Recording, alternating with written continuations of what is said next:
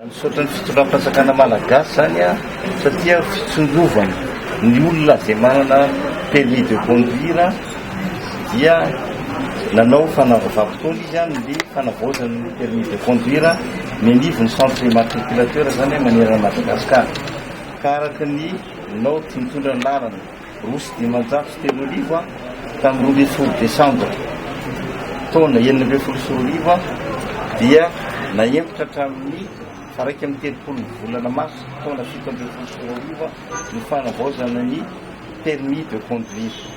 Marina kosa nefa ny famikasika ny carte grise dia voatana ihany ny datiny faraiky amin'ny 30 volana Desambra amin'ny taona 2024.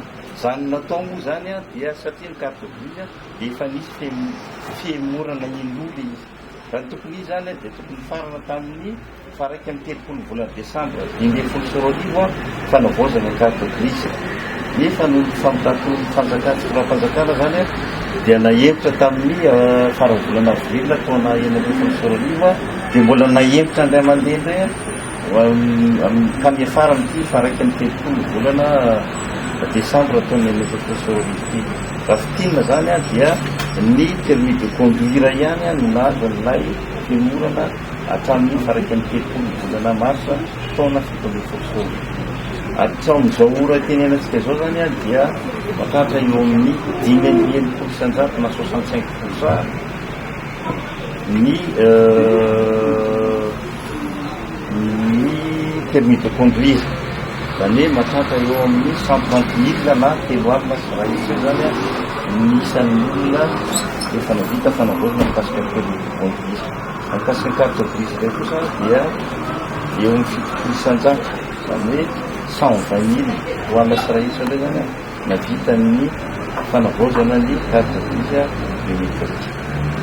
Dia tao anatin'izay fanavaozana izay moa dia satria mitanjona fanjakana tamin'ny fanavaozana ny permis sy ny carte grise biométrique zay dia ady amin'ny ositra izy dia hatramin'izao ora tenenantsika zao zany dia mahatratra eo amin'ny 100 na 100 ny permis ositra trapekan'izy centre immatriculateur Antananarivo dia fipetrany-draisina moa dia matolotra ny manam-pahefana dia eo an-dalam-panaovana ny fanadihadiana zany zahay.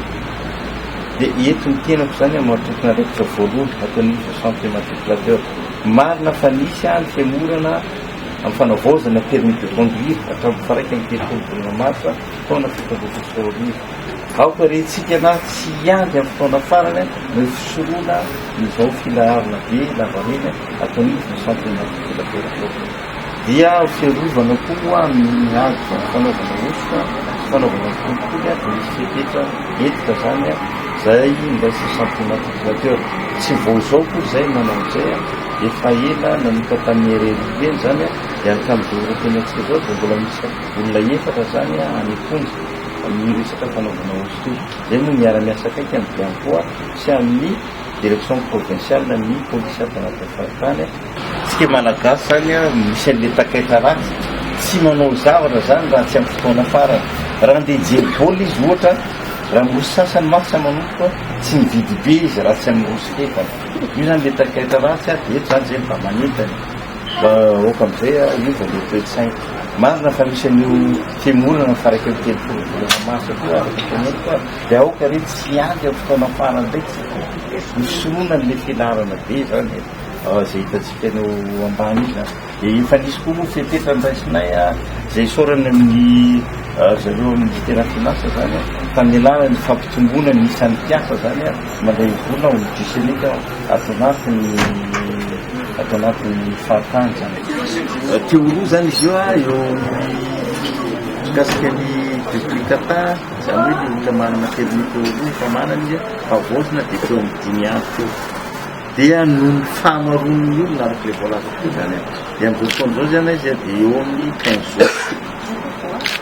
Zay izy satria no mifamotra satria efa voalazako teo hoe 200 ka hatramin'ny 300 zao ny ronde arivo ka hatramin'ny 200 sy isan'andro manao. Dia misy taratasy be. Dia akoatran'izay ny nouveau permis dia eo amin'ny 20 jours zany. fa marina kosa nefany a da misy taratasy azy omen'ny centre immatriculateur ahafahan'le olona mitondra fiara mandra-pahazonana le permis na carte. Mikasika carte grise dia 10 andro monja zany carte grise.